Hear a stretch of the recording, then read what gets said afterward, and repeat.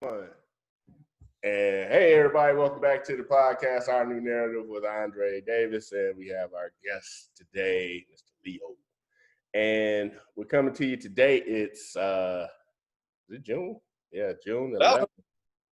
June 11th. We're still going through this pandemic. The Federal Reserve is still printing money like it's going out of style. And people are still protesting in the streets. And, you know, in the evenings. I haven't heard too many riots, but I know Seattle lost like a 7 square block radius to like these police people. Check it out. It's in Seattle. Yeah, but today I'm just kind of off the cuff here. There's a couple of things I've seen recently in the media I wanted to talk to Leo about, get his opinion on. But I want to go back again to Mr. George Floyd and his second degree. What's his name? Chauvin, Derek Chauvin. His third degree murder charge, which was lifted to a second degree murder charge. And before I get too far into this, I want to ask you guys to like, share, and subscribe. And if you get something out of this, please share it. And ask someone else to like, share it, and subscribe. So, Leo, you don't know this, but somebody sent me an article pertaining to what I talked about the other day as far as the difference between the second degree and third degree murder charge, and how I believe that it was really risky to up the charges to second degree. And I was under the false impression that the prosecution would have to prove intent. Just doing a quick overview of this. We'll have to prove intent to kill, basically. They will have to prove that the officer intended to kill the guy, Mr. Floyd. And I thought that was really risky because the third degree was just basically a slam dunk. There was no way getting out of that. And you can get up to, I believe, 25 years under that sentence. It's not life in prison, but it's prison. Now, with the second degree murder charge, when I was under the false assumption that you have to prove intent, yeah, you can get more time in jail, but you're taking a risk of this guy walking. And so somebody sent me, and I'm gonna share this with you. Someone sent me a newspaper article, and although it's a bit dated, it kind of backs up what I was talking about. You can see that, Leo? Yeah, right there, yeah. So I'm just gonna, it's a little dated, but I'm gonna read off basically what my concern was, and hopefully, hey, did I just lose it? Is proportionate use of force is what you're covering? No, I think it was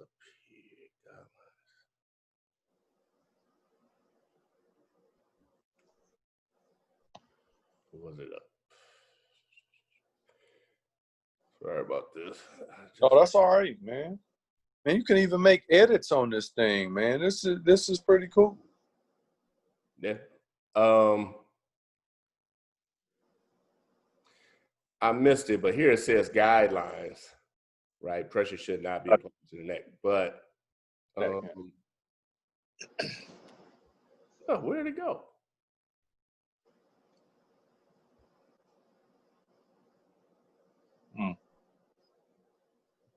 That danger there highlighted. Did you see that? Yeah, but it was okay. Despite a body of research on the damages of certain restraint holds, the Association of Police Officers say no restraint techniques are prohibited. Ooh. As long as an officer can show use of force was proportionate. You hit me, I hit you back kind of thing. Yeah.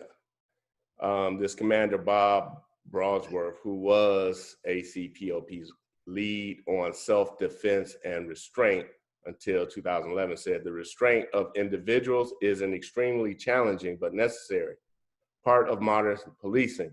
Officers will use restraint to safely resolve potentially violent situations where an individual presents a danger to himself and others. Each situation an individual, a police officer encounter is different, and so we do not prescribe which particular techniques an officer should use, as common law allows officers to use proportionate force to defend themselves or effect arrest. The current ACP lead on restraint, Commander Simon, said officers are required to make split-second decisions in difficult situations where an individual is violent and presents a danger to themselves in public. Police are rightly expected to restrain them for their own safety and protect other members of the public. We have sought advice and guidelines from home office, the medical profession, and use learnings from IAPCC investigations to best equip officers to respond to extremely violent, manic, individuals. Foremost in officers' mind is the safe resolution to volatile situations, not a medical diagnosis. A technique which is slighted as a factor in so-called deaths in custody is what is known as prone restraint. It involves forcing a suspect's face down onto the floor, cuffing their hands behind their back, and then putting pressure on their torso, shoulders, and neck. All right. Related article calls for injury as investigation, questions, official figures, blah, blah, blah. But the point is, let me get the point across. Let me get the point across, Leo. It's a flag. It's at home office. We don't have a freaking home office. This is a British article, isn't it? I don't know. It's an old, whatever it is old. It was 2012. Deaths in police. This is a British article. It said home office. We don't have a home office. Okay, but still, my point about that is. Okay, that applies to Britain, whatever that article was, but this is America, so. Right. Yeah, let me get to the point. My point was, if the defense can show that the prone technique, as it's called in this British article or whatnot, has been taught in the US, then it will be very hard. I ain't say they couldn't. It will be harder to prove that Mr. George Floyd was the victim of a felonious assault. That's my point. So it's called a prone restraint. It's called Israeli something. I have read in the US where police departments consider that restraint inherently dangerous, but they don't consider it lethal or fatal, right? And so you got to separate what should be the law and what is the law. So now the prosecution has to prove that the prone restraint with putting your foot on someone's neck, right, is inherently a felonious assault. And my point was, well, if the defense can find anybody who survived a knee being placed on their neck in the course of a police restraining someone, it's going to be harder to prove that that's a felonious assault. That's my point. And the point I'm making, the reason I'm making that point is I don't want to see these guys get off. Now, should they do time? Yes. Will they have done time? Is guaranteed on third degree they was doing some time. But now you got to put into question police restraint. What type of restraint is felonious assault? Not overkill or, in hindsight, maybe, 8 minutes is illegal. So now you got to have somebody with a stopwatch. And as soon as you go past 8 minutes, it's illegal. Then you get in those murky waters, which you would not have had to do with the third degree murder charge. That's all I'm saying. But the way I'm looking at it is, they got cover charges in there. They're going to get something. Something's going to come out of it, one way or the other. Yeah, let's hope so, because they might not get second, but third is a cover. Who said the third went away? And then that's sentencing if we talking about it. If they don't feel that they prove second to the higher level, they'll go second to a lower level. But that's an assumption. That's an assumption because it depends on the judge's jury instructions whether you can consider the third degree. And I don't know that. Now I'm assuming that they can. But if they can't and it's second degree or nothing, these guys got a really good shot, or they have a shot. Whereas in the third degree, they didn't have any shot of getting off. But in the second degree, this guy, at least there's wiggle room for him to get off. Especially. What about negligence period though in there? You know, like if you look at the whole thing, it started, and I was glad to see some CNNer get it right on their channel for once, and I just bleed all over the screen, liberal bleeding heart kind of stuff. But this whole thing was over a $20 bill that he may or may not have counterfeited, and it ain't even an FBI type crime because they pass it off. Most people, nobody knows this. You pass it off to the Secret Service. FBI doesn't investigate counterfeit. Secret Service is tasked with investigating counterfeit. So with that being said, if you put together in your mind what you've already seen, as far as them detaining Mr. Floyd, when they had it was blocked out, it was him, but they sat him on the side of the cup fruit. And then they were talking to him. So he ends up in the car. My problem is, if he's cutting up in the car, pepper spray him, get him down to the third precinct.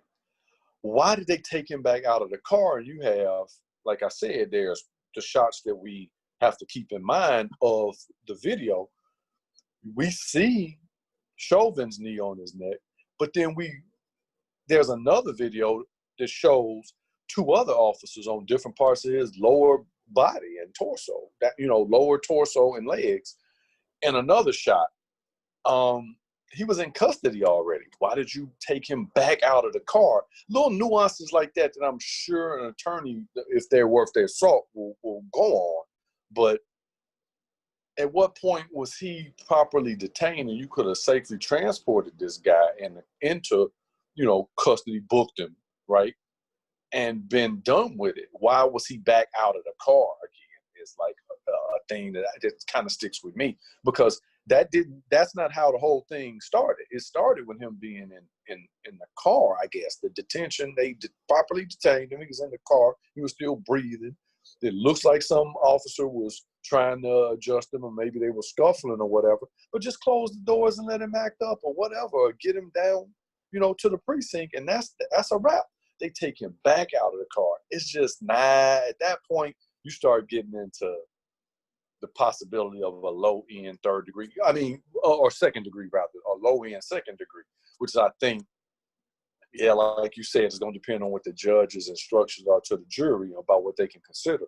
But at the least, man, low-end second degree on something, which goes in the sentencing. But then before that, like you were saying, it's the judge's instructions to the jury about how they should frame everything in their thinking. So, and obviously, we're not adjudicating this case in public or in court, but I want to keep that point out there that this AG had the opportunity for a slam dunk conviction. People may have been disappointed in the amount of years that he would receive, but at least he got convicted. In the second degree, there is a chance, although it might be slim, maybe not, there is a chance he can get off. And the risk you're taking, is it worth it? No, because for the past 2 weeks, we got people protesting, spreading coronavirus around, and we're about to get another spike in these numbers. People going home, being put back on punishment. The economy gonna take it. Today, the Dow is down And this don't reflect the real economy, in my opinion. But it reflects the investor economy. Whoa. Last time I looked, it was down like 900 points. It's down 1,663 points right now. And Wow. and you talking about they about to get hard, man. And when all these people get put back on punishment, we back on lockdown, all these businesses closed permanently. You know, Nancy Pelosi she wants the Fed to print out as much money as unhumanly possible. Wow. And you know, what's your stimulus check for, you know, $1,200 going to be worth if apples cost $50 a piece?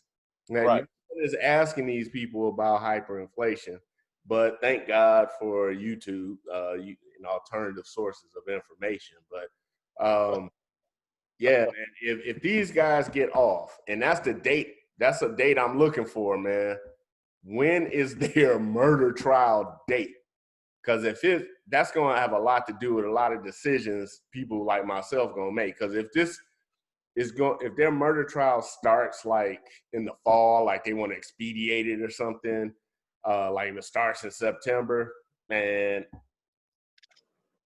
By November, You're going to get the verdict. And if it's, you know, innocent of those charges, like he's morally wrong, but if you charge him legally the wrong way, you can walk.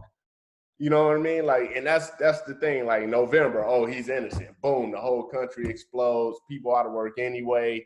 People can't eat, can't afford to buy groceries because, you know, our money ain't worth nothing. This is like the worst case scenario. And after it's all said and done, I don't want nobody. After these people you seen those videos of these white folks washing black folks' feet? oh wow, that's a bit much. Hey, they ain't gonna be washing no feet then, because they like everybody like we got Corona Part 2 protesting for y'all, and the economy tanked because of y'all. I ain't trying to hear that, man. And this was a public service announcement from Ice Cube's doppelganger. He said, I don't know about y'all. I don't know about you, but yeah, y'all can keep that watch. I wanted to say about the DA, that, you know, the AG rather. I'm sorry, the AG for Minnesota. Man, maybe he did that on purpose for law and order reason. You put this charge up there that's so high, he wanted to make it look like we really were going after something, but they knew that they weren't going to get it anyway. But they didn't want to lose conservative or police confidence in whatever current regime he's serving under. You see what I mean? So it's like they kind of did it for maybe a political reason. They weren't trying to, you know, they weren't trying to appease the mob. They were trying to appease the conservative bloc, which is police and no, probably. he's a Democrat. But I'm saying, I'm thinking that he was, he was trying to get some balance in there without saying he was trying to get some balance in there. Because you could be a Democrat and be conservative in a certain manner, right? I mean, it's just a question mark for you, and it's a question mark for me why he would do, you know, the higher. Yeah, it's just time will tell. But I'll tell you one thing. Get your gold and silver now. Gold and silver now. We're gonna pivot to the silver screen. Have you heard this one? HBO Max will no longer show Gone with the Wind. Oh yeah, I caught that. I'm like, what the hell? Hey, can you imagine 2 black guys sitting and watching Gone with the Wind in the fall of what? I'm like, that's what I mean. I'm like, we watched it and we didn't throw shit at the screen. What are y'all doing? I don't know, man. Maybe. And then I said, you know, it's that Uncle Tom thing, which black people get totally wrong. Uncle Tom was a hero. Some kind of way, black folk in our culture have turned that around to be a sellout. And Uncle Tom was the hero of Uncle Tom's Cabin. I was like, did you even read it, or did you just Uncle Tom? You already answered that question? No, they didn't. Uncle Tom was not a sellout. He was the hero of the book. But in our culture, we reversed it and Uncle Tom means a sellout, you know, a sycophant, a bootlicker, a lackey, kind of scraping, you know, step and fetch it, and that's not what he was. And it's like, wow. So in this instance, them not showing it, man. I got a doggone Fox News channel correspondent. The liberal media, I'm like, wow, that is crazy. They won't show Gone with the Wind on TV like that. Well, you know, in the same state where these Antifa, anti-capitalist people took over 7 blocks, I'd be mad as hell if I own property in them 7 blocks. Okay. Imagine if you own a store and now you can't get to your store. Like, or almost it's all bombed out around you. You know, y'all, hey, y'all need to wake up. You need to ask. Gold, silver purchase immediately because the dollar ain't gonna be worth nothing. Yeah. So, hey, I just keep looking at Venezuela. I'm like, if Venezuela could have hyperinflation, it makes he ain't next, you know, or something. Weimar Republic. But back to Gone with the Wind. You know, this just man. That's crazy, Dre. It's censorship is ridiculous censorship. And I was talking to a parent a little while ago, and I think me and you talked about this, where I think a Seattle school district, they can't read Huckleberry Finn because it has the N-word in it. That sounds Mark Twain turned over in his grave off that one. Hey, one of my favorite quotes of all times: "It's easier to fool somebody than to convince them they've been fooled." Wow. Who said that? Mark Twain. Speaking of not reading, who said that, Dre? Mark Twain. Okay. Yeah, I man. for you that you know, Mark Twain also said, "By land, they ain't making no more of it." I know it.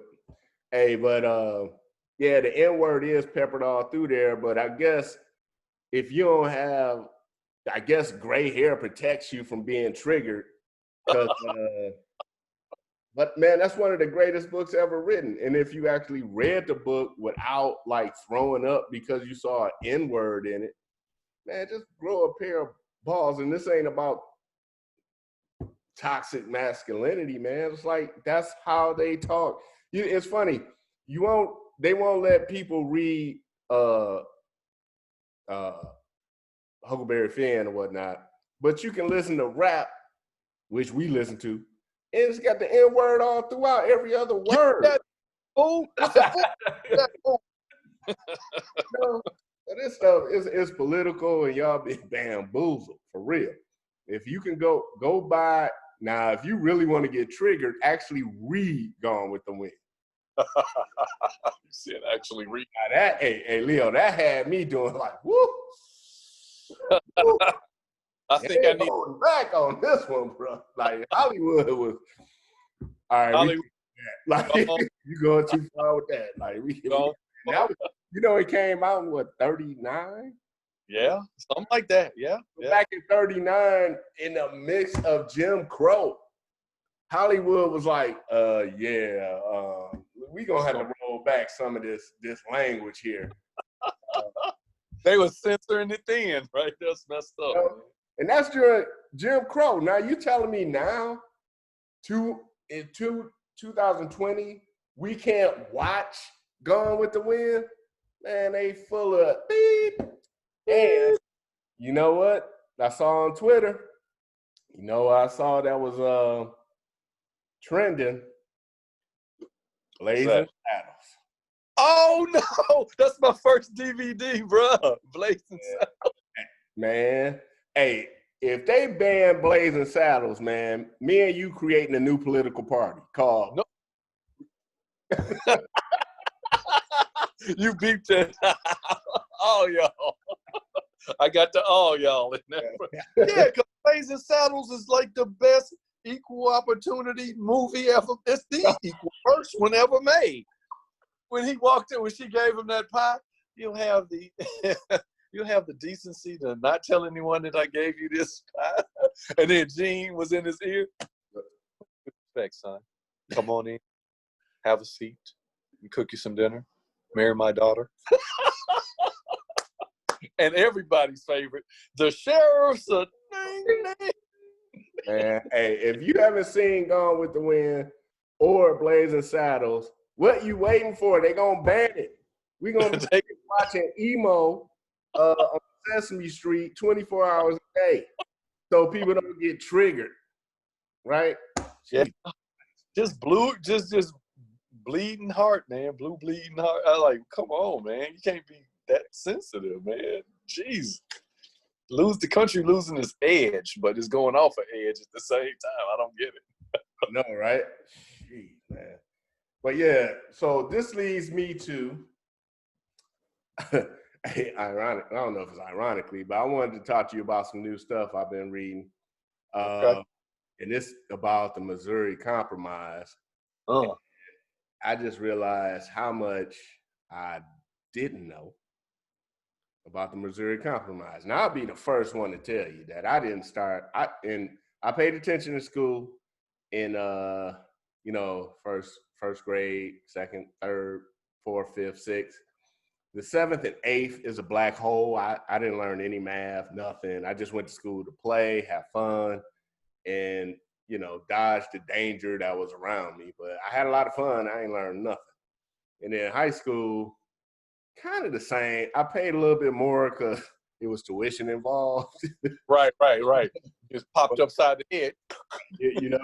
So I paid a little bit more attention, but not so much. And then when I was in college, history in college was like big whoop. Then law school, I ain't learned anything about the Missouri Compromise in law school. Not that I remember anyway. But what I'm reading is one of my favorite books of all time at this point is the History of Slavery. Man, you keep saying that, man. I need to just get that one as part of the. If they're gonna ban anything, they're gonna ban this because this it just wipes the whole that narrative. It blows it out the window. Man. And when was that written? What'd you say? The History of Slavery? 1857. 1857. Yeah, so this is before the Civil War, and it goes right up to 1857. So, this has like blow by blow accounts of what was going on in Missouri during this time, Kansas, Missouri, and Nebraska. Okay. So, sorry, somebody just left me a message. Somebody just left me a message. Sorry. So after Missouri Compromise, which I ain't gonna go into, but I'll just say when the Kansas, Nebraska came up on the scene, and they left it up to the inhabitants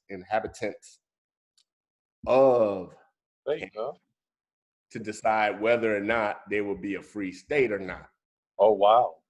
Okay. And so what happened was a lot, but in particular, and in the book, hold on, let me share the screen again just to. I don't see it. Hold on. Anyway, I'll get the book out in a second. Where'd it go? I don't want to spend all this time trying to find this book like I did that article. But here you go. I just want to share it so people will know I ain't just making this stuff up.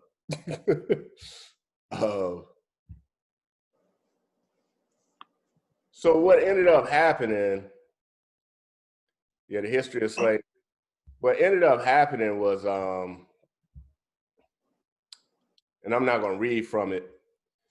What page is it? 690. So I'm just going to remember that and go up to, so you guys can see the history of slavery and the slave trade, ancient and modern forms of slavery that prevailed in ancient nations, particularly in Greece and Rome, the African slave trade, and the political history of slavery in the United States by this guy, Miller. 1860 it was published, my bad. So this version, a few years before the Civil War, though.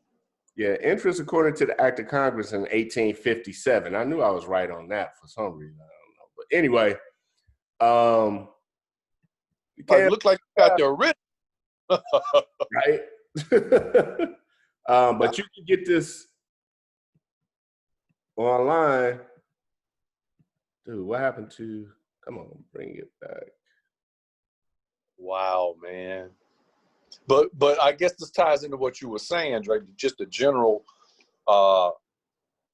philosophical perspective of reading things based upon time period. Yeah. Don't try and read about a book about slavery in 2020 when you should probably go to 1820 to read a book about slavery. You can get this online. You can just Google that book. Google, algorithms are good for something. They just ran that book through a software program and it printed out. It's in the public domain. So now you could just Free, yeah. E-copy. People that. No one teaches that perspective. Hey, why don't you go, if you want to know about 1820, why don't you go read a book from 1820? Go read. Why you got to read about what I'm writing about? Just go read a book from 1820 about 1820 if you want to know about it. This is what I got out of this so far. I'm rounding up to the end of the book, but in Kansas, what ended up happening was you had the pro-slavery coalition or slave oligarchy, as I and several other people call it.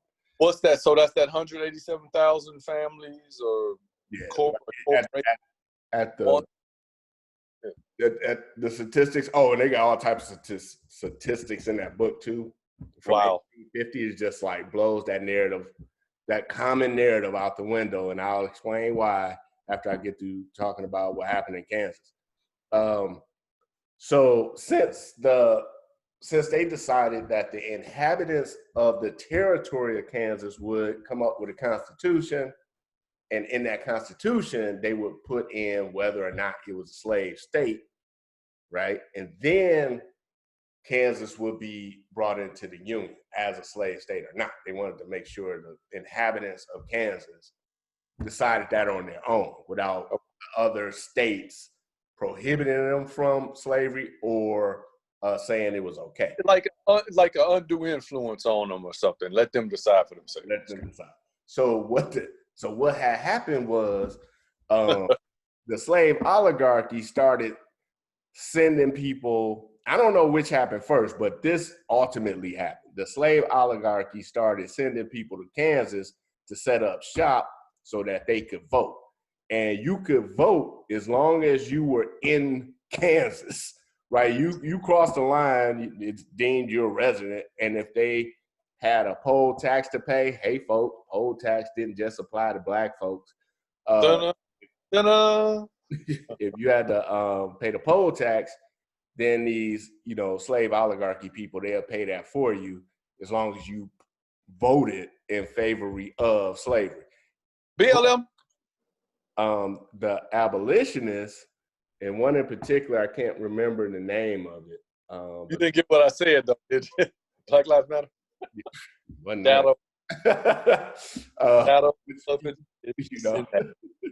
But the abolitionists, one in particular out of Massachusetts, was accused of doing the same thing. So they would send free soilers, anti-slavery people into. I never heard of free soilers.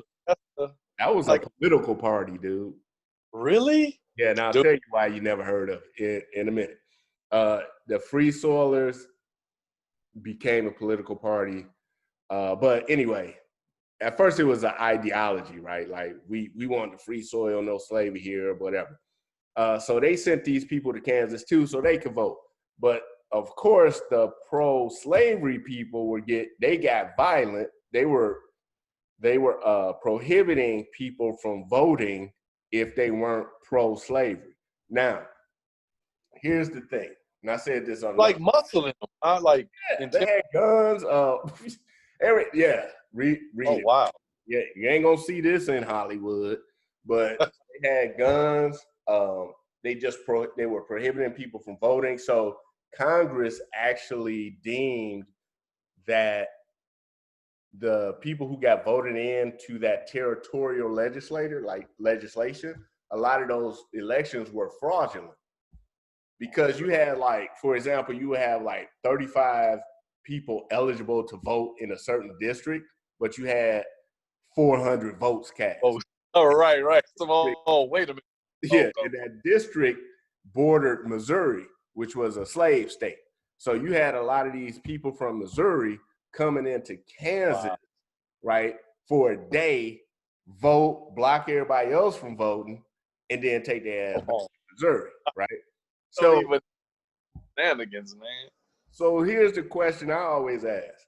If at the very height of slavery, which was around the 1850s, if only 11% of people own slaves, how do you get 89% of them to do your bidding in a war?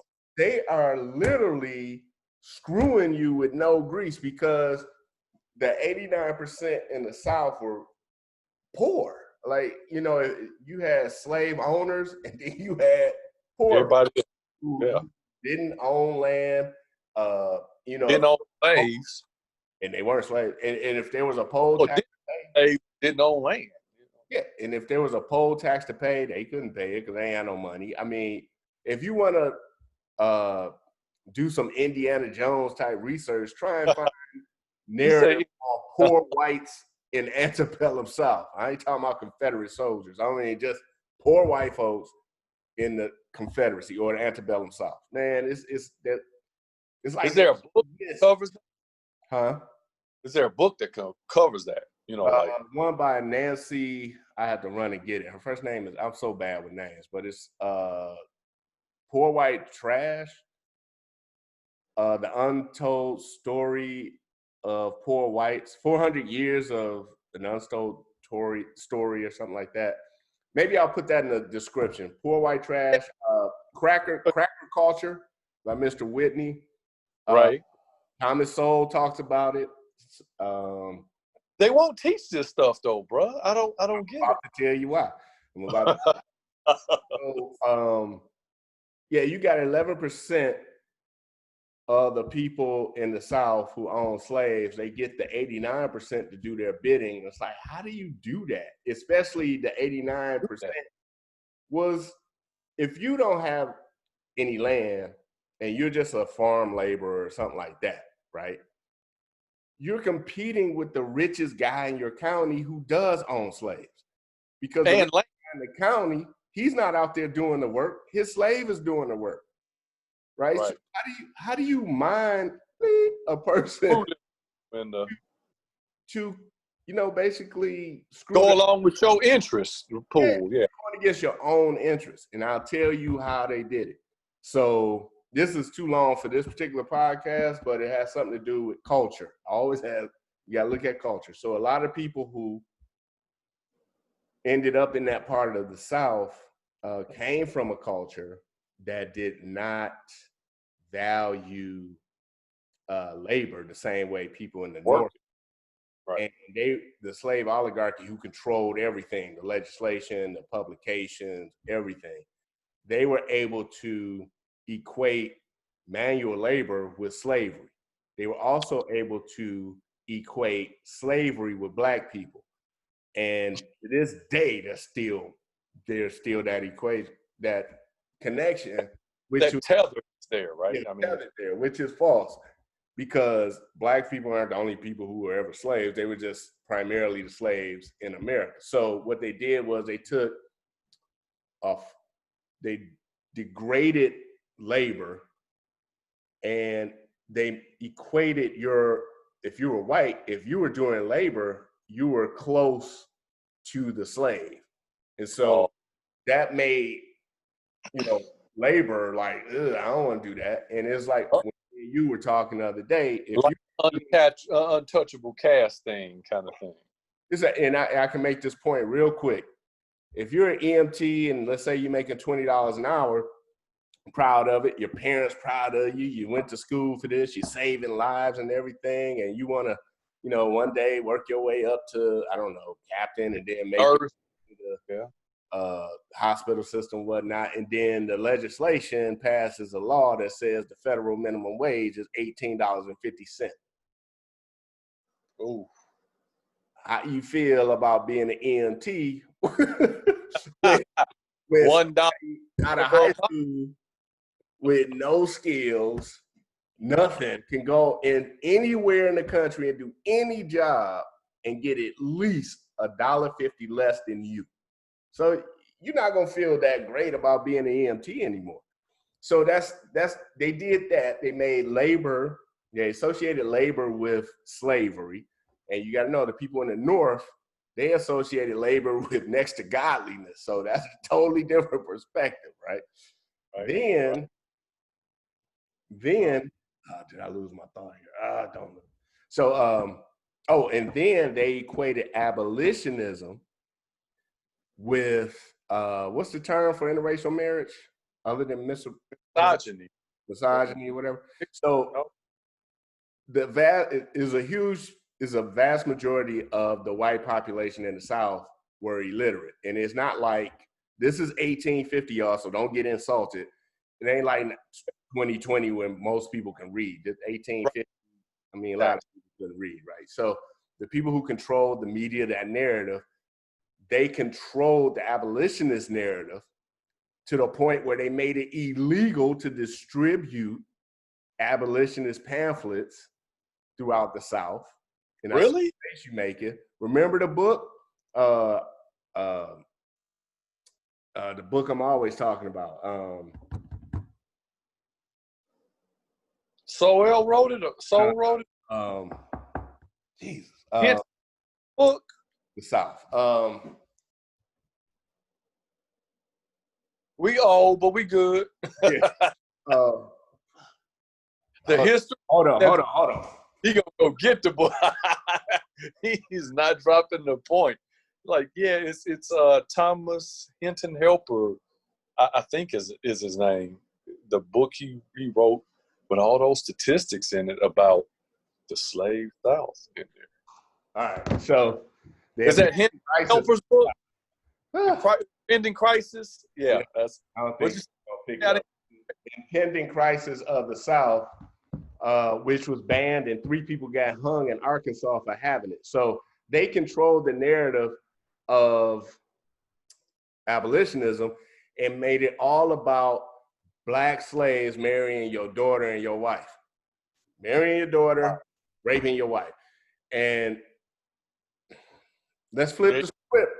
If we were in Nigeria and they wanted to release the white slaves or whatnot, and they made the release of white slaves about raping your daughter and raping your wife, you'd probably be like, whoa. So they were... Let me go get the guns, yeah. So they made abolitionism about that instead of about freeing the slaves and freeing up the labor pool in the South to compete equally. Wow. Right? And so you got, so, you know, when I'm thinking about the Kansas, Missouri, the problems in Kansas and Nebraska, I'm like, how do you get people to do that? They doing the same thing now. With this Black Lives Matter thing and this Antifa stuff, I mean, they just, you know, they make everything about racism, and we don't focus on what's real. And what's real, the part of the equation. We focus on the socio part, but never the money part, the economic part of it. And what did your boy say? The key to politics after the Civil War is no longer slavery, it's race. Well, it's race, but that's association. Who you associated with. Who you... Yeah, so I believe I covered all those bases. Oh, but that's why, the reason why no one knows about the impending crisis of the South, and no one knows about the book, The Real History of Censorship, History of Slavery, is basically the people who lost the Civil War controlled the education. They controlled the narrative afterwards. Censorship, in a way. Censorship. They ain't trying to tell you about this because it makes them look bad. It's just. I mean, you look, man. If people read The Impending Crisis of the South and the real history of slavery, you'll just be like, what? How did you leave this out? There's no way this was a oops moment. right? There's no way, but it doesn't fit that narrative that I'm always harping on. And here's our new narrative behind me: Black victimization, right? It just doesn't. Yeah, there were victims, sure. There were incidents of victimization for sure. Trust me. But the overall arching, like, all Blacks were always victims, white people were these benevolent super saviors. Hey, come on, man. Love the one you with. If you like him, she likes you, whatever. That's what's important. If your values and your beliefs are. I don't feel like a fucking when I wake up. I wake up mad at everybody usually, but I'm all right. I don't feel like a dang victim. So You banging on bacon? I'm not the Cat Williams line. He said, "You banging on bacon? You mad at breakfast, Negro? What is wrong with you?" You got a right to. Hey, if all your life you've been hearing this races around every corner, or you ain't get that job because you Black and not because you just dumb and unqualified, or you went to a school that don't teach nothing but Black victimization, or the only time you show up in school is during Black victimization month in February, and then you watch CNN all day, and all they gonna tell you is how, you know, Black folks just got this Black person got victimized by this white person. You know, yeah, you're gonna feel like a victim. So BVM, Black Victimization Month, not BHM. That's a good one, man. That was a good one you came up with right there. Like, yeah, I mean, that's your T-shirt, bro. That's your T-shirt. Right. Man, what are you stand for? Hey, I'm gonna leave you with another thought. We rolling up on about 50-something minutes here, so I'm gonna leave you with another thought. And this is a big thought, so I'm just gonna touch on it and step away from it, like, and let it go. So, if one of the first missions for the United States Navy was to go save some white slaves from Tripoli, right. I think it was like 1794 or something like that. Man, how do you come across? That should tell you how prevalent slavery in general was. It wasn't like a Black thing. It was just slavery is the oldest institution in the world. It's been around as long as you had one tribe versus another. There's some slave coming out of that. So documented slavery goes back 9,000 years before anybody other than the Indians stepped foot on American soil. So it wasn't nothing new until like 1960 when it became America's original sin. But anyway, I digress. So in the late 1700s, almost 1800s, you had the U.S. Navy go and rescue some white folks out of slavery in Tripoli. Where you come up with white superiority?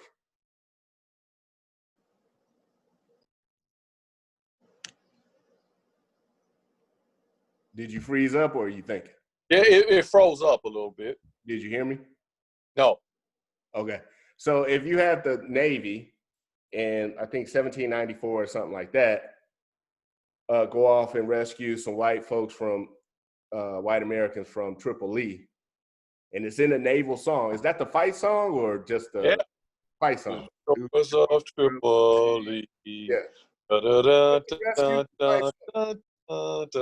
it's that. Yeah, it's right. So that was like almost the year 18. It was close to year 1800. So when did this notion of white superiority kick in? Right. Okay. Right.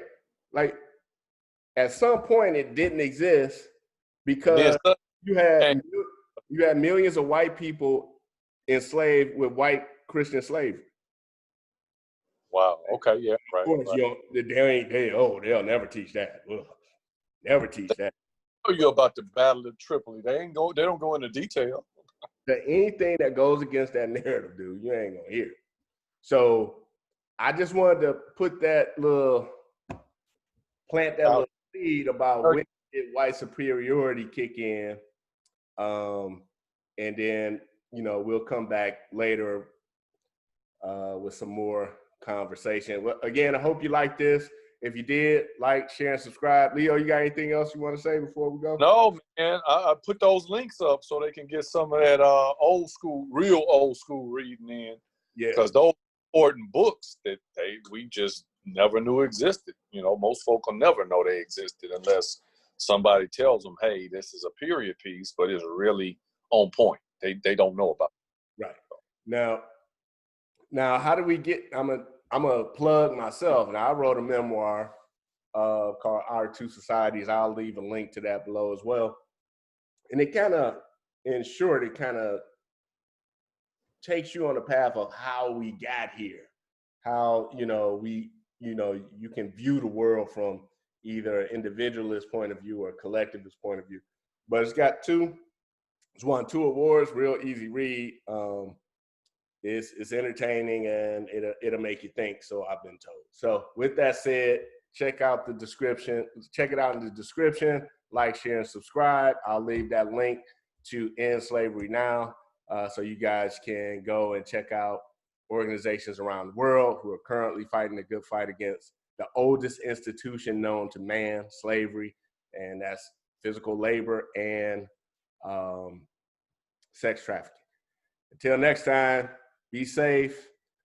Peace. Peace.